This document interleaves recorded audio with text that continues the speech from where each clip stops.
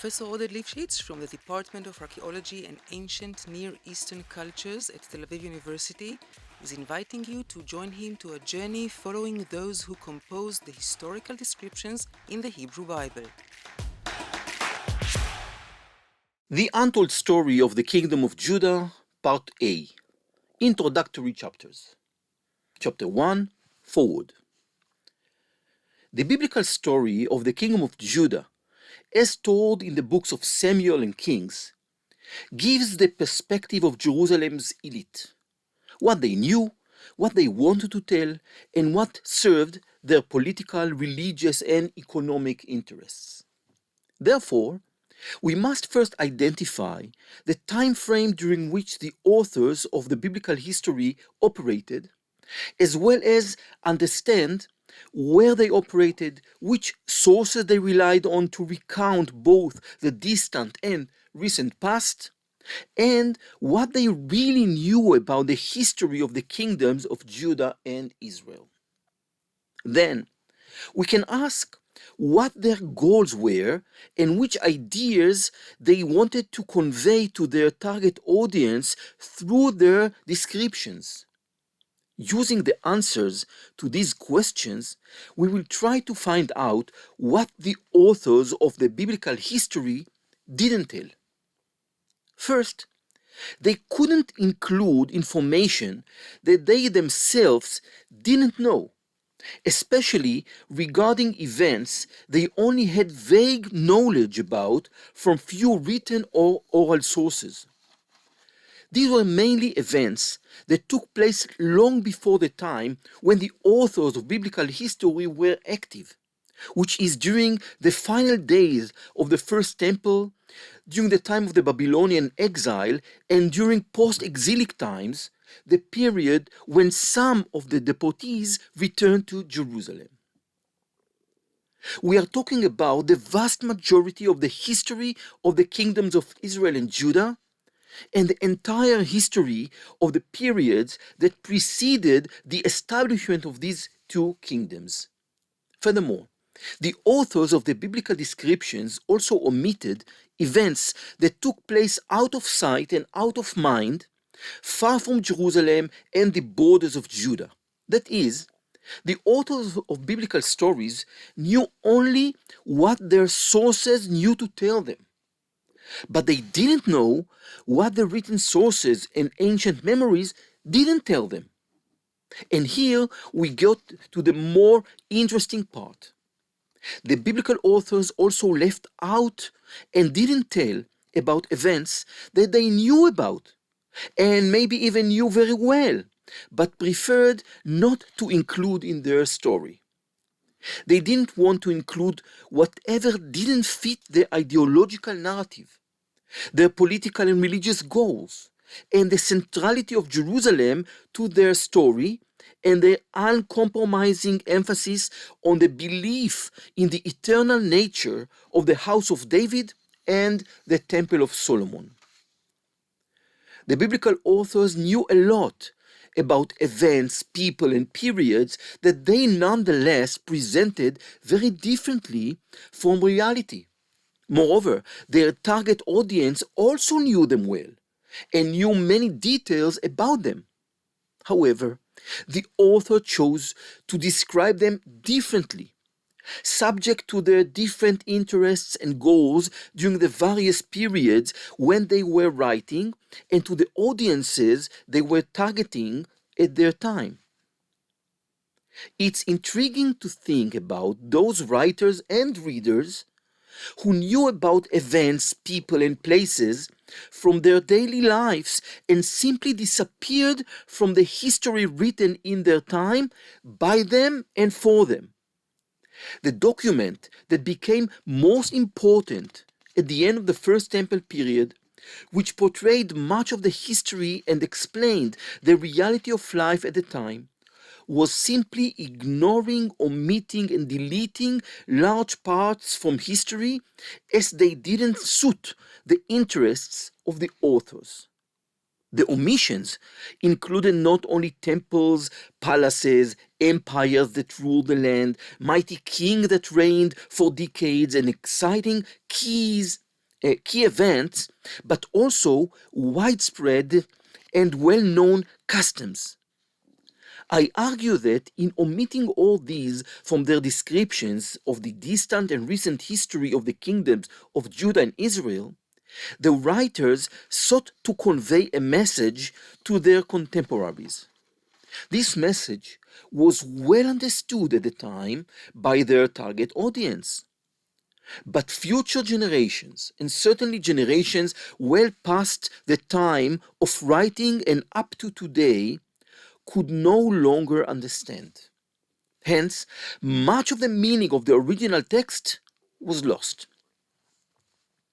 I would like to offer an example of the meaning of the text, my interpretations of how the authors wrote it, and the way readers of that time understood it, and the way later generations failed to register some of the ancient messages within it, understanding the text as historical truth, which it never was, nor was it intended to be.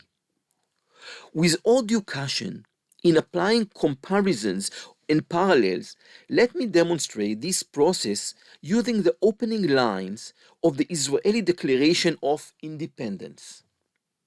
This declaration is not intended to be a historical document, but rather a text that conveys an ideological message through the use of historical description.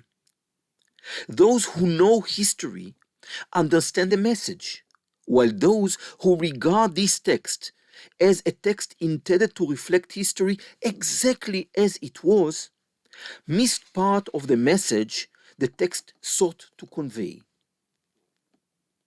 The declaration begins with an argument that is open to scrutiny, but which requires great effort to contradict rather than taking at face value. I'm quoting: "The land of Israel was the birthplace of the Jewish people. Here, their spiritual, religious, and political identity was shaped. Here, they first attained statehood, created cultural values of national and universal significance, and gave to the world the eternal book of books." End of quote. In the next sentence, the declaration skips over the entire period in which the Jewish people existed on its land during the First and Second Temple periods, and continues with a historical statement, again, one that is open to discussion, and one we will, in fact, discuss in a bit. But still, the statement is also considered to be a historical starting point and an important anchor. I'm quoting: "After being forcibly exiled from their land, the Jewish people kept their faith throughout their dispersion and never ceased to pray and hope for their return to it and for the restoration in it of their political freedom." End of quote.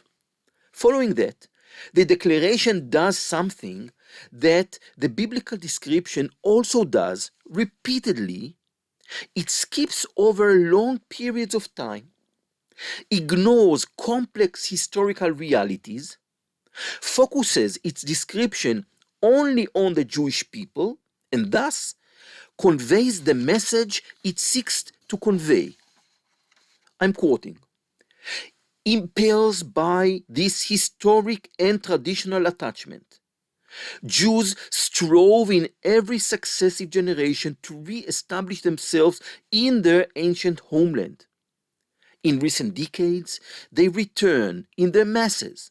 Pioneers, immigrants, and defenders made deserts bloom, revived the Hebrew language, built villages and towns, and created a thriving community controlling its own economy and culture, loving peace but knowing how to defend itself, bringing the blessing of progress to all the country's inhabitants, and aspiring towards independent nationhood." End of quote. The message that the declaration seeks to convey skips over 2,000 years of exile, All of the events then transpired in the land of Israel during this long period of time, and all other peoples who may also have a claim to ownership over the land. But the authors of the declaration knew all this, and so did everyone who read it. They understood this well and also understood the message contained within this line. The Jewish people have an ancestral right to the land. Therefore, after a few brief mentions of the first Zionistic Congress in Basel in 1897, the Balfour Declaration from 1917, the Holocaust, the contribution of the Jewish people to the fight against the Nazis in World War II, and the United Nations General Assembly decision of November 29, 1947, to establish a Jewish state in the land of Israel, the declaration went on to state that, and I'm quoting, by virtue of our natural and historic right, and on the strength of the United Nations General Assembly resolution, we hereby declare the establishment of a Jewish state in the land of Israel to be known as the State of Israel. End of quote. Is this description that reflects the entire history of the land of Israel and the Jewish people is real? Is this description that would have been written by objective historians? Of course not. This is not a historical description, but an ideological document that uses history to express its goals. As long as we read it as such and understand the message it contains, there is no problem with it.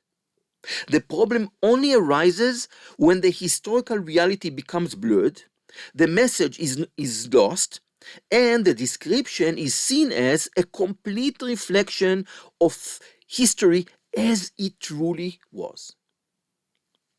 This is exactly the way in which I seek to understand both the story told within the biblical text and all that was left untold. I seek to read the text not as historical document that reflects actual reality as it was, but as an ideological document that makes use of history to convey its messages to the people of its generation, who share the author's understanding of history and can gather from the text the messages being conveyed to them through it. I do not seek to reproduce the history from the biblical descriptions, but to understand their messages, to understand what the authors wanted to tell their contemporaries and what those contemporaries inferred from the text they read, without assuming that they believed that what was being described in the text was an exact history. To uncover this untold story, I will be using the research tool of the history of Israel during the biblical period, which are based on 4 different and independent modes of research. The first one is a critical reading of the biblical text itself. The second is an examination of the archaeological picture of the period and of the region described in the story. The third is a study of ancient historical documents and sources that may shed light on the period and the region, if any are known to us. And the last one, the fourth, is an examination of the general historical picture of the region in that period of time, in order to compare the general processes that took place with those described in the biblical text. After this comprehensive examination, and once we develop different alternative historical images of the period and the region described in the biblical stories, we can go back and examine the historical reality described in these stories, the historical reality reflected in them, the sources that may be embedded within them, and the later historiographical trends that they may express. We can return to not only the stories we have been told, but also to the untold stories surrounding them. In so doing, we can uncover additional layers of the messages that the text conveyed to its contemporaries, who knew the ancient reality and understood both what they had been told about it and what the text ignored. Through this research, we'll be able to reveal another story, a different, fascinating, exciting history of the kingdom of Judah and of Jerusalem, the story that had been left untold. So, what awaits us in the following chapters of this podcast on the untold story of the history of the kingdom of Judah? The first chapters, which deal with those who wrote, edited, and shaped the story of the kingdom of Judah, aim to clarify the aforementioned starting point, that the biblical account of the kingdom of Judah, as told in the books of Samuel and Kings, describes the point of view of the Jerusalemite elite, what this elite knew, what it wanted to tell, and what served its political, religious, and economic interests. Therefore, we will first get to know the authors of the biblical descriptions and the messages they wanted to convey to their contemporaries. We will seek to understand not only what they knew and the history they described in order to convey the messages, but also what concerned them. What were their motives? How did they want to shape the present through their descriptions of the past?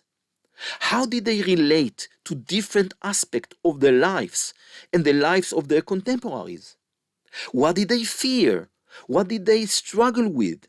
What did they want to obscure and hide? What were they proud of? And what were their central interests? As noted, the focus here is mainly on the city of Jerusalem, the temple, and the royal house. All of this is contextualized by what we already know, a crucial detail that the authors of the biblical description and their readers in Jerusalem and in Judah didn't know at the time towards the end of the first temple period. That destruction of the kingdom of Judah is about to come very soon. And the Holy Trinity of Jerusalem, the temple and the house of David, would soon disappear. After understanding this background, we will move on, we will continue to a brief overview of the history as it is described in the Hebrew Bible. We will also detail the problems with this description, and there are so many problems with this biblical description about the history of Israel and Judah. A critical reading of this description will make it clear to us how ideological and ahistorical it is, how problematic it is in terms of its historical logic. This reading will also reveal that clearly the biblical account is not intended at all to tell history, but rather to convey ideological messages to an audience that knew the historical reality of its day and realized that this was not a clean description of history but an ideological portrayal, one intended to convey political and religious messages on behalf of the royal house and the Jerusalemite priesthood. We'll demonstrate this by examining the way in which the ancient historiographers shaped the history of biblical Israel, which refers to the family of Jacob, who is Israel, known as the children of Israel, from which the tribes of Israel were formed, making up the people of Israel, which served as the basis for the establishment of the great historical kingdom of Israel, which later splitted into two kingdoms. The biblical Israel differs in almost every sense from the reconstruction of what we can tell about historical Israel, the kingdom that was established in the north of the country, the hill country, separately, distinctly, and very different from the kingdom of Judah, which was founded in the southern hill country. How did historical Israel become biblical Israel? That is the historiographical process which will be described later. In order to explain and contextualize the power of the historiography and the transmission of messages through the historical story, we will end this part of the introductions by discussing the untold story of the conquest of the land of Israel during the time of Joshua. We will see how the literary and ideological design of biblical Israel, described in the history as a young nation, foreign to the land of Israel, which is commanded to remain separately from the peoples who already inhabited in the land that biblical Israel would receive from God after being deemed his chosen people, can reach extremes to the point of divine demanding an order to completely destroy them under the Deuteronomic law of the ban, as can be read in the book of Deuteronomy, chapter 20, verses 10 to 18. In light of this, the story of the land's conquest was created to emphasize to what extent the people of Israel were strangers to the land of Israel, and the land and its inhabitants were only given to them due to God's decision. Rabbi Shlomo Yitzchaki, known as Rashi, quoted Psalms 111, verse 6, which said, "He has shown his people to the power of his works, in giving them the inheritance of the nations." And then Rashi wrote, "For it, the nations of the world should say to Israel, 'You are robbers, for you conquered by force the lands of the 7 nations of Canaan.' They will reply, 'The entire earth belongs to the Holy One, blessed be He. He created it and gave it to whomever He deemed proper. When He wished, He gave it to them, and when He wished, He took it away from them and gave it to us.'" In this spirit, the image of Joshua was also shaped by the spirit of King Josiah, the king that ruled in the time that the text was written. The importance of the cultic reform and obedience to biblical law was reinforced, and the importance of the Deuteronomistic law of the ban was demonstrated through the acts of conquest described in the book of Joshua. How much history was left in the description of the conquest? What is important? We will see. Among the topics that will be discussed in the second part of the podcast are issues that were inside and in the minds of the biblical authors and related to Jerusalem and the temple, but were far away in time. Thus, the authors didn't know details about these topics beyond the actual places they knew from their own time, and memory-bearing objects within Jerusalem that existed in Jerusalem during their own time, to which the memories of ancient events in the city's history were tied. Among other things, we'll see that they knew very little about these places and objects carried the memory of the conquest of Jerusalem by David, the memory of the Egyptian campaign led by the Pharaoh King Shishak, information about the methods used to renovate the temple during the days of King Joash, and even the reason for King Ahaz's visit in Damascus and his meeting with Tiglath-Pileser III, king of Assyria, where he saw an altar he liked and wanted to build a similar one in the temple in Jerusalem, and this altar was indeed built in Jerusalem and existed in the time when the text was written. The later authors of the biblical descriptions had only vague memories of all these events, stemming from the object and the places that were familiar to everyone in Jerusalem during their time. But the events themselves were interpreted against a backdrop of the later reality of the days of the biblical authors, and not always in a way that realistically reflects the past.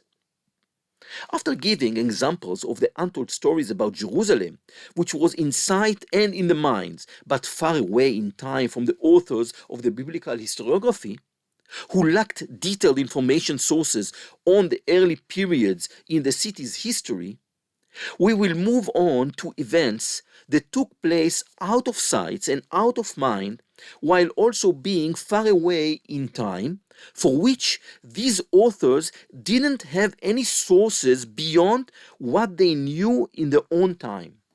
Thus, for example, the authors of biblical historiography didn't know the ancient inhabitants of the lowlands, the Shfela, and their connection to the hill country tribes, to Judah. From the reality of their own time, they tied the lowlands to the border of the kingdom of Judah and connected its inhabitants with the tribe of Judah. Reconstruction very far from any ancient reality. Nor did they know of the settlement that existed in the lowlands 100 years before their time, before the Assyrian military campaign led by King Sennacherib in 701 BCE, nor the destruction of all the sites in the lowlands during the military campaign of the Assyrians. Resultantly, those settlements that were not restored a few decades later, in the days of the authors of the biblical descriptions under King Josiah, were unknown to the administration of the kingdom and to the scribes of Jerusalem. It is even possible that the authors of biblical historiography didn't know the city of the prophet Micah the Moreshtite, which is Moreshet or Moreshet Gat, which was destroyed in Sennacherib's campaign, never rebuilt. As such, we shall suggest that the home of the place of Micah the Moreshtite was not other than Tel Azekah, and that the name Azekah was given to this place as a new name, and it was given to this place only when Judah took control of the area in the late 9th or early 8th century BCE as a new name. Even further from the sight and minds of the Jerusalemite historiographers lies the geography and history of the kingdom of Israel. The Judean authors behind the historical descriptions at the end of the First Temple period, over a century after the destruction of the kingdom of Israel, knew nothing about the geography of the northern regions, nor of the material culture that prevailed in this grand and opulent kingdom, nor of the population that lived in these distant regions with its customs, traditions, and prior history.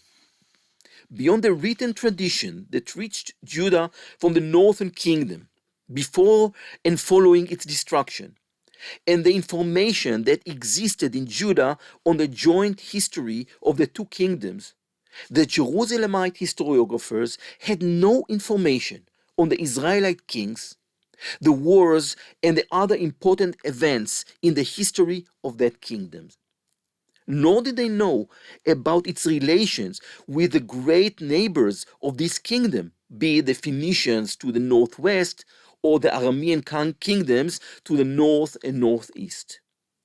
Much of the information that did reach the writers of the Judean history also included written northern Israelite sources, be it written chronicles, books, and stories of prophets, or an even edited book, the Book of Saviors, which comprises the basis for the Deuteronomistic book of Judges.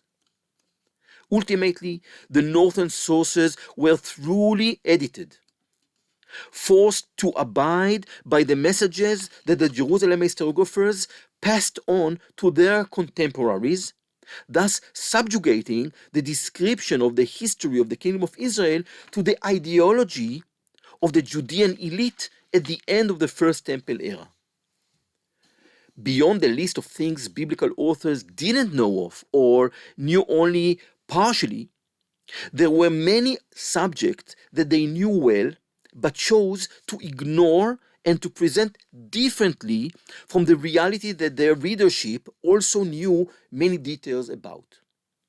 They chose to describe certain matters differently, subject to the interests and goals they had at the time and their target audience. Thus, for example, they completely ignored the firm Assyrian rule in Judah, which endured from the enslavement of the kingdom of Judah to Assyria in the days of King Ahaz, 732 BCE, until the Assyrian withdrawal from the area in the days of King Josiah, around a century later.